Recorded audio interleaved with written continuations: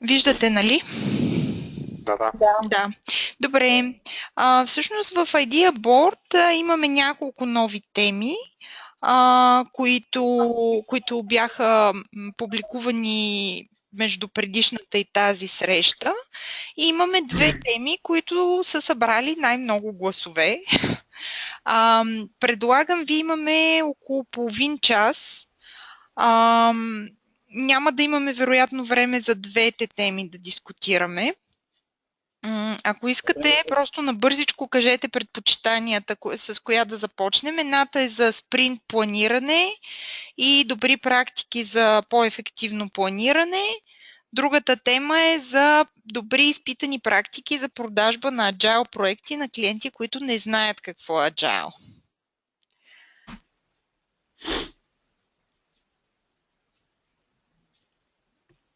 Без да искам, отбелязах два пъти третата тема, така че по принцип би трябвало да е 6. Коя? За Трета. спринт планирането. Да, ако трябва да сме честни, трябва да бъде 6. Добре. А има ли достатъчно хора в кола, които се интересуват от продажба на Agile проекти? Има. Един. Други? Интересно. Добре. Добре, тогава да... две, Моля? и двете теми стават, няма проблем. Добре. Ами хубаво. Тогава, за да сме честни към гласуването, взимаме темата, която е за добри изпитани практики за продажба на Agile проекти на клиенти, които не знаят какво е Agile. За да стартираме, предлагам, ако някой от вас има конкретен пример за такъв случай, да го сподели, за да можем да тръгнем от някаква по-голяма конкретика и да дискутираме кой какво е пробвал, какво е сработило, какво не е сработило и така нататък.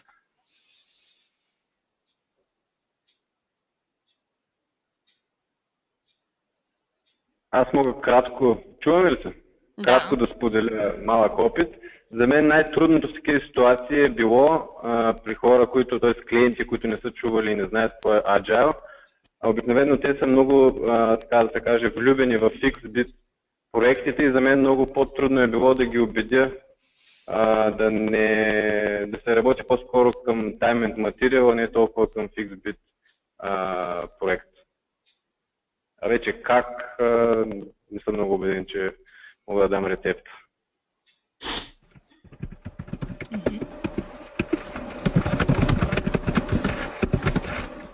Добре, ти казваш, че не са склонни. Каква според теб, направил ли си анализ, каква е причината, какво е нещо, което буквално ги кара да се дърпат, грубо казано? Някакъв странен шум се чува при вас, чува ли се нещо? Да, някой пише на клавиатура, най-вероятно. Добре. Така, това, което е, че просто това, което казвам, е, че хората, които така са с малко по-old-fashioned начин на движение на бизнес, те предпочитат наистина Fixbit проекти, защото смятат, че така имат повече сигурност. И съответно трудността е точно това да им обясниш, че всъщност, когато проектът е фиксиран, те губят тая сигурност, а именно, че са заплашени от това, нали, това, което всички знаем, нали, да се работи по нещо, което не е приоритетно и така нататък. Но това според мен е най-трудното да им обясниш, че всъщност отговор на въпроса, т.е. не би трябвало да се задава въпроса кога ще бъде готово, ами всъщност какво трябва да се направи, за да бъде готово. Не знам, някой друг да даде мнение. Тук според мен, въпреки че аз не съм лично убеждавал клиенти, но това, което чувам, нали, наистина основен проблем е доверието. Нали, в смисъл, всеки се опитва да се застрахова с фиксираното време.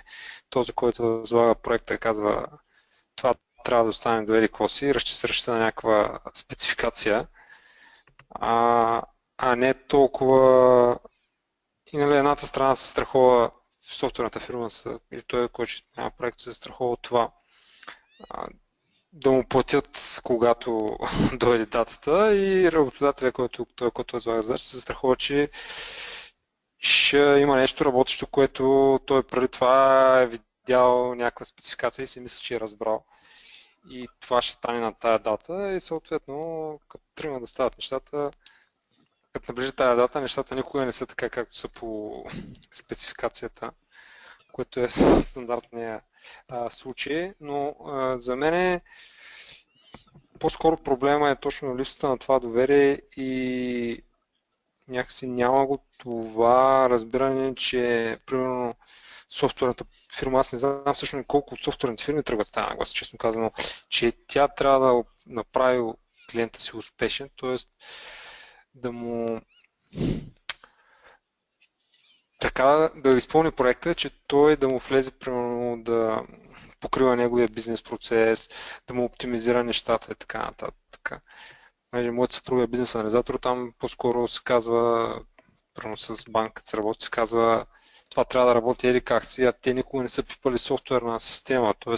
понеже те дават парите и те диктуват реално и какъв ще е и бизнес процеса, което по-скоро не трябва да е така. Трябва този, който има разбирането там, бизнес анализатор за съответния бизнес процес, той да предложи процес, наблюдава как нали, фирмата работи.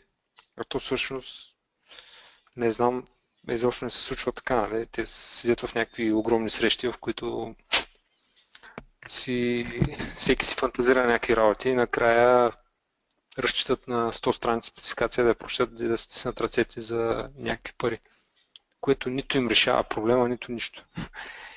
И да, много сериозен проблем е, изобщо не знам има ли как може да по-скоро да билнеш доверие между изпълнителя и фирмата, която мисъл, единствено, което аз виждам, с някакви дългосрочни, с някакъв добър бекграунд с съществуващи проекти, в които ти малко по малко билдваш такова доверие, в един момент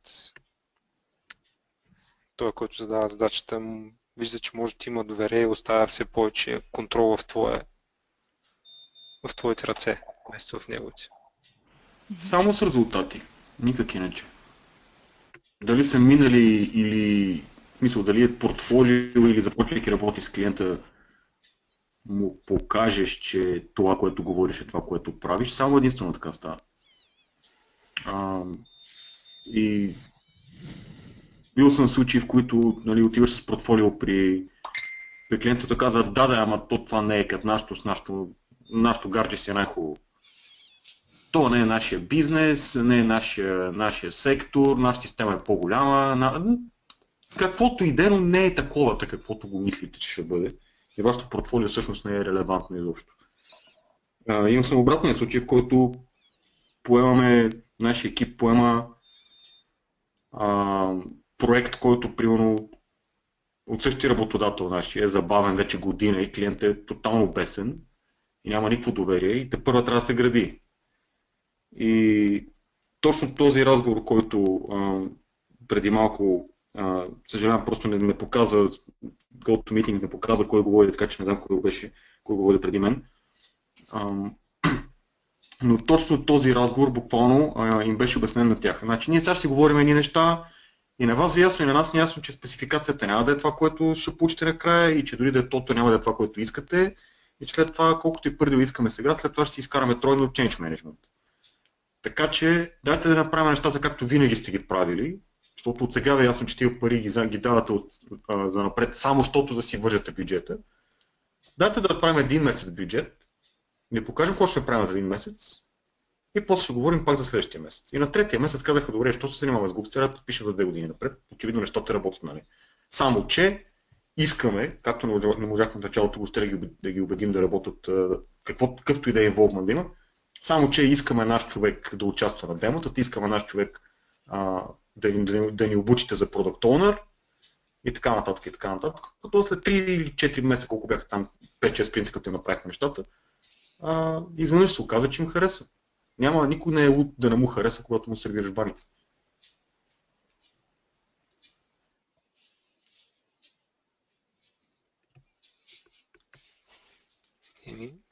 Добре, това беше много добър поинт. Аз мога само да добавя един пример от моята практика. Смисъл, в момента работя с клиент, с който не правя софтуер, предоставям услуги, но и там според мен нещата стоят по абсолютно същия начин, защото в крайна сметка тръгвайки да правиш един по-голям проект, ти не знаеш в детайли какво се случва. Има ги същите предизвикателства, както и с създаването на софтуер. И всъщност моят подход е точно такъв, такъв какъвто беше споделен току-що. Наистина да огранича времетраенето на нещото, за което подписваме договор, т.е. разделяме голямото нещо на някакви по-малки пакети и изясняваме само най-високо приоритетните беклог айтеми, за които се споразумяваме, да кажем, че ще бъдат изпълнени в първа фаза на проекта, която е ограничена във времето, някакъв таймбокс слагаме. Тоест аз един вид къмитвам първия спринт на проекта, след което планираме следващия спринт. И точно по този начин всъщност аз това, което правя е подписвам рамково споразумение с клиента, в който казваме, че конкретният скоп ще се дефинира в итерациите. И всъщност това, което се случва е, че с появяването на нови изисквания, да кажем в конкретната итерация, в която съм в момента, се появиха нови изисквания, които клиента каза, че са му с по-висок приоритет. Седнахме, аз показах това, което всъщност сме се договорили, което съм къмитнала в началото и обясних, че за да вляза в срока, трябва нещо, другите неща да остане за следваща итерация. И всъщност това беше прието съвсем нормално. Не го наричаме Agile директно, не го продавам като Agile, но е някакси много common sense и хората виждат смисъл от това, което правим. И всъщност за сега поне работи окей. Това мога да добавя към предишния пример от моя страна. Аз също искам финално да кажа малко в този аспект. Да, естествено, почваме с по-малко и така нататък абсолютно за, ако може да се раздели на парчета, но идеята е, че трябва през цялото време сме фокусирани с това да едюкейтваме клиента, както и т.е. да го държим близо до процеса, да му обясняваме кое как се случва.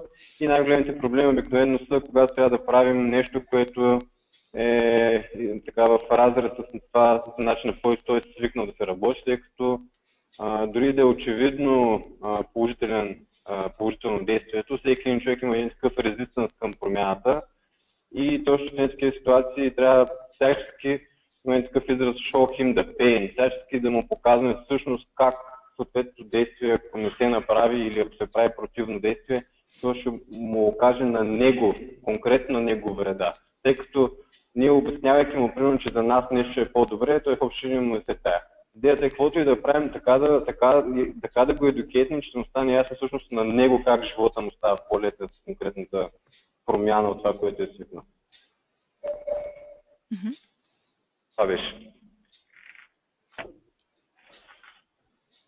Добре, мерси. Някой друг иска ли да се включи в тая дискусия?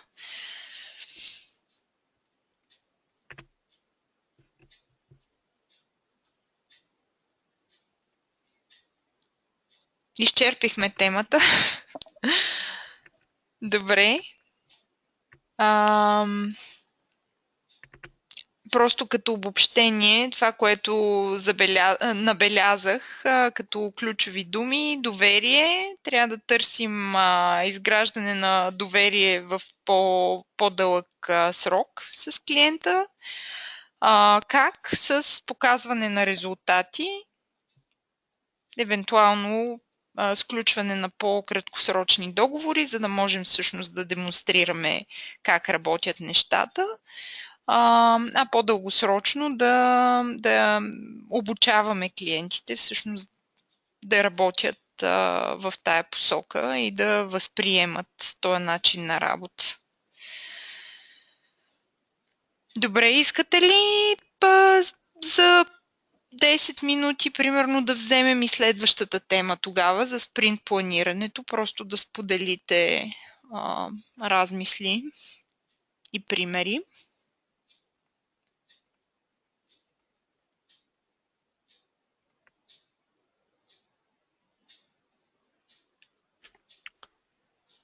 Може, имаме още 10 минутки. Да, ако има ентусиазъм, ако не сте супер изморени. Добре. Добри практики в по-ефективно планиране. Който е поставил въпрос или може би който гласува някой да спомене какви проблеми се сблъсквате в момента, защото по-лесно да се фокусираме така.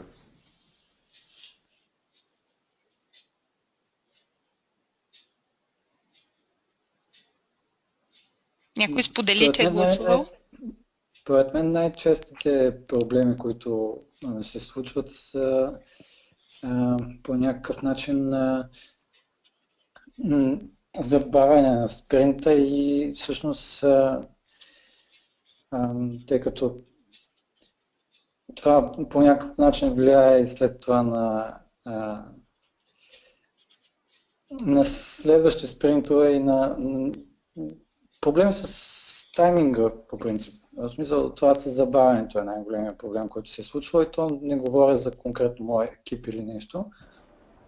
Това, че в фирмата, в която работя, в момента има доста проблем с това, че голяма част от екипите не успяват да свършат нещата в самия спринт. И нещата се прехвърлят, но в крайна сметка продукта, който излиза и се релизва, не е завършен и това всъщност води след себе си това, че клиентите виждат нещо, което не е трябвало да го видят и така нататък. Не знам как точно да го формулирам. Под забавяне на спринта какво имаш предвид? По-скоро прехвърляне на неща в следващи спринтове или? Всъщност, големият проблем, който забелязваме е, че нещата се релизват преди да са били готови заради точно това, че някой, т.е. не знам дали това всъщност е правилно, но прехвърлянето на следващия спринт в повечето случаи води до това, че се реализват неща, които не са напълно завършени, а за следващия спринт се оставят неща, които всъщност няма как да... Искам да кажа, че крайният потребител всъщност страда от това, че понякога нещата се прехвърлят за следващ спринт и самата функционалност, която е релизната, не е пълна и не доставя това, което е необходимо на потребителя. Може би не е точно проблем с планирането, но да, интересно ми е да разбера как по принцип би било добре да се правят неща. А вие по принцип имате ли на backlog ниво definition of done, на backlog ниво PO-то да пише acceptance критерии? Това по принцип, ако се спазва и се следи, ако има код ревю, трябва някой, поне още един човек да види кода, който ще събмитваш в мастера. Мисля, това са такива ключови момента, които ако присъстват е доста трудно да успееш да вкараш нещо, което не е това, което трябва и да го представиш на клиента. Всъщност аз не разбирам много от програмиране, аз съм UX дизайнер. И това, добре, окей, от моя страна е, че в крайна сметка се реализват неща, които се дизайнат и да бъдат функционални и да бъдат удобни за потребителя, но тъй като нещата се оставят за следващия спринт, голяма част от тези функционалности липсват и съответно самия фичър е абсолютно непълен и не става за ползване. Това е всъщност големия проблем. Може би здравейте, става въпрос за това, че самия код е некачествен или нещо подобно, просто самия user experience става много лош. Не, то всъщност в acceptance критериите може да е дефинирано, че трябва да има всички описани фичъри. И всъщност, докато те не са направени, би трябвало този беклог, нали, да не бъде представен. Не знам как в организацията, дали имате product owner. И човекът, който казва, това нещо е готово за показване, би трябвало в началото на спринта да опише какво точно очаква от този беклог. И докато то не е fulfilled, той не трябва да се завършва и не трябва да се показва. И ако имате някакво голямо забавяне периодично, може би е добре да направите един спринт, в който после да изчистите leftover-ите. Тук аз лично виждам едно много често объркване, че potentially shippable непременно се шипва. Това не е вярно. Това просто означава, че на този етап софтуера не е счупен. Нищо, което сме направили, не е счупено. Значи, ако функционалност не е напълно готова, това не означава, че само защото спринтът е свършил, трябва да се релизне към клиента. И обратно, защо трябва да се релиза към клиента само когато спринтът е свършил. Хората релизват по 10 пъти на ден. Независимо каква методология ползват, стига да имат, нали, continuous delivery и така нататък. Но това, което чувам аз, е по-скоро проблем, освен тези два проблема, разбира се, е проблем и на това как е разбит беклога и как е приоритизиран по спринтове. Тоест, взима се нещо в този спринт с ясната идея, че това е някаква част от работа, но тя сама по себе си не прави нищо за клиента или най-малкото не трябва да се показва. Това чисто технически се избягва много лесно, когато цялата функционалност се скрие зад конфигурационна опция някаква. И когато е готова след 3 спринта, примерно се сменя съответно опцията в production, тя изведнъж се показва на клиента. Но това замазва проблема. Проблема, който аз виждам просто е, че някои фундаментални неща ми се струват криво разбрани. Няма съм с директния език, но potentially shippable не случайно е potentially shippable. И когато се говори за vertical slices, има предвид точно това малки парчета функционалност, които имат смисъл сами по себе си. Това не, разбира се, не винаги е възможно, особено от гледна точка на UX, нали, ще се съгласиш, че едно бутонче, което си е там, което не прави нищо, или пък да имаш сейф, но да нямаш load, примерно, е странно. Но като цяло трябва да се поработи според мен в посока Product Owner и Backlog. Но ако целият екип не е съгласен с това и не е окей, че сте готови, значи най-вероятно не сте готови. И това включва и UX дизайнера, след като правите интерфейс и user-facing features. За мен най-проста дефиниция на завършеност е ние нямаме повече работа по това. Ако имаме работа по това, не сме готови. Точка. Вече какво включва технически и визуално и какво ли не е съвсем различен въпрос. Вече си зависи от екипа. Благодаря.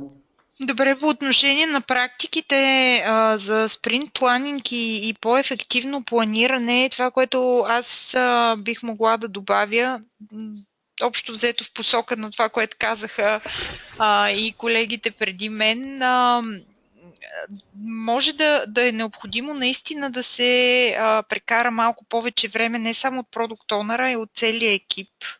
Или поне от някаква core част от екипа за изясняване на беклог айтемите. Тоест, ако не са достатъчно добре изяснени, така че вие всъщност да можете да ги планирате, да разберете какво трябва да доставите,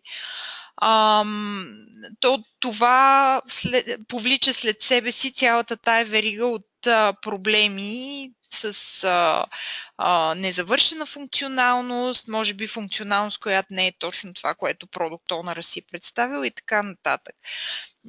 Не знам доколко сте ги анализирали тези неща на ретроспектив митингите.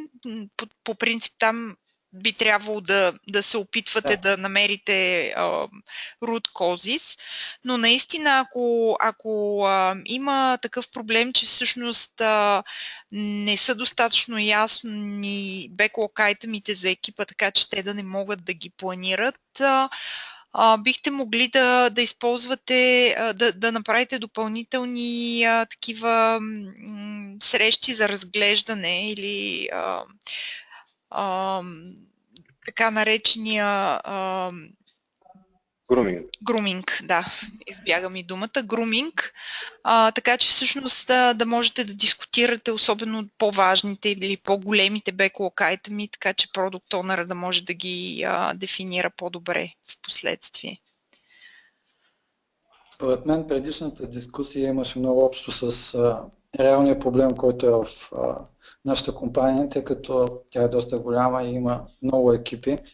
И всъщност това, според мен, което се случва е това, че Product Owner-ите се опитват да се състезават един с друг, вместо да работят заедно и да се опитват да решат заедно проблемите си. Ето, може да... един бърз съвет и малко. Тоест, практиките са супер. Там мерене, вертикални слайсове, малки функционалности, които да фитват в един спринт, естимиране, атакване на велосити и така нататък. Проблема обикновено е, че когато вкарате такива best практици, резултатите идват далеч така, малко по-бавно, отколкото се очаква. Тоест, обикновено short term дори нещата стават още по-зле, защото всъщност една такава практика прави проблемите много видими и започват да изплуват един по един. И на пръв поглед дори може да се окаже, че вкарайки някаква такава практика, ще се окаже, че всъщност нещата стават още по-лоши, те не че стават по-лоши, просто проблемите стават по-видими. Но идеята ми е, че обикновено резултатите чакат малко по-рано, отколкото всъщност е възможно и ако малко се стисне зъби, обикновено след известно време всъщност се вижда, че нещо, което се прави, проработва. Като се промяна си идва с болка.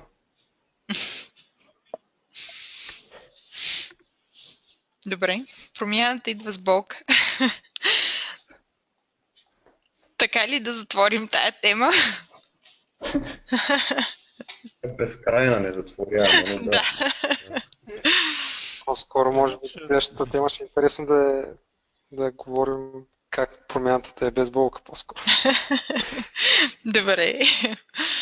Добре. Според мен една от нещата е просто като има неща, които са неясни или просто се вижда някакъв риск, това да се направи по-видимо и да се комуникира, че евентуално може да има проблем, нали.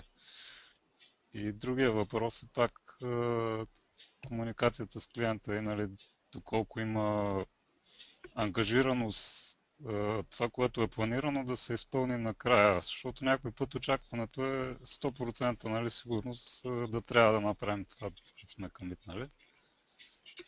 Ако има по-тясна комуникация и разбиране, обикновено, нали, клиента приема и може да допусне, нали, някои неща, остават за следващия спринт. Добре. Това е според мен просто по-прозрачно да се правят нещата, когато има някакви неясноти или рискове.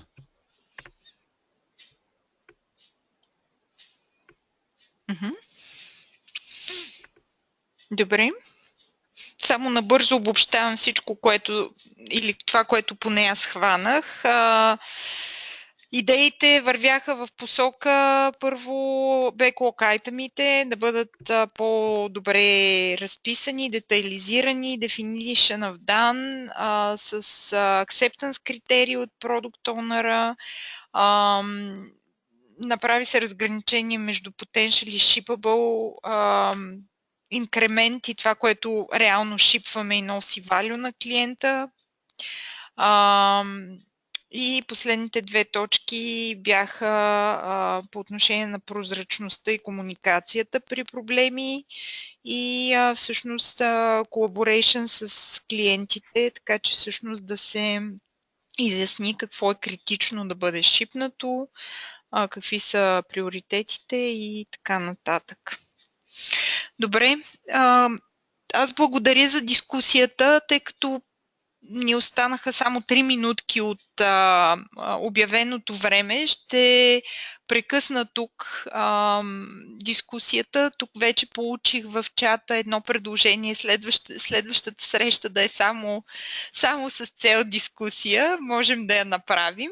Но всъщност едното нещо, което искам да ви споделя е точно в тая посока. Ето тук си бях подготвила няколко слайдчета такива, за да не забравя нещо. Започвам отзад напред всъщност с пола, с запитването. Ще ви пусна този линк, в който събрахме няколко въпросчета към вас като участници в комюнитито, за да преценим всъщност доколко този формат ви харесва, доколко е удачен, какво ви харесва, какво не ви харесва и какво още можем да направим. Така че ще ви помоля наистина да попълните сървея, за да можем всъщност да видим в каква посока да развиваме срещата, така че да е полезна за всички и да участвате, защото, както виждате, смисъл е когато участват хора и се получават дискусии, обмяна на опит. Другото нещо, което исках да споделя е, че аз лично много се зарадвах, като видях, че няколко човека са заявили желание да бъдат meetup мастери на следващите срещи, така че се надявам да не слушате мене пак на следващите срещи, да имаме и други фасилитатори и още интересни теми. И първото последно нещо за февруари, всъщност това е една много интересна възможност, която Богомил пусна в комюнитито, може би някой от вас се я видели. По време на България Web Summit Юрген Апело ще е тук, ще е keynote speaker и това, което Богомил предложи е всъщност да организира 30-минутна среща за хора от Agile Community-то с Юрген. Това, което доуточнихме допълнително е, че все пак ще бъде за хора, които са на съмита, т.е. наистина се очаква желаящите да присъстват на самия съмит и най-вероятно ще има някакво ограничение в броя хора, които ще могат да се включат.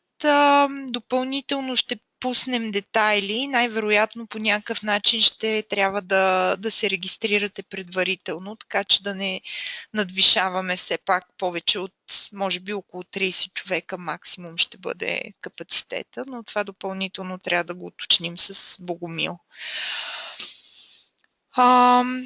И всъщност това са нещата, които исках да споделя. И от моя страна бих могла вече да ви пожелая приятна вечер и да ви благодаря за участието. Ако някой иска нещо допълнително да каже. Благодаря ми. Добре, много приятна вечер на всички. Срещата я записах горе-долу от самото начало. В началото малко забравих там при представянето, но всъщност съществената част е записана. Да се надяваме, че рекординга ще сработи този път и всичко ще е наред. Добре, благодаря. Благодаря, Зари. И до скоро. Благодаря. Чао. Чао.